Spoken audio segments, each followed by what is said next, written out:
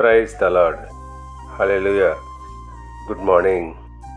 క్రీస్తునందు ప్రియులారా, ఈ ఉదయ కాలంలో మరొక నూతన వాగ్దానంతో మనము ఈ రోజును ప్రారంభించుకుందాము.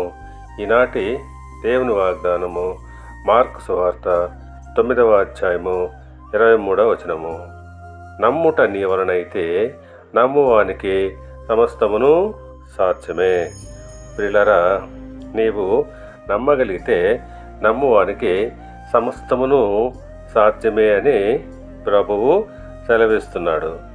ఈ మాటలను యేసు ఒక తండ్రితో మాట్లాడినప్పుడు చెప్పాడు. అతని కుమారుడు బాధపడుతున్నాడు.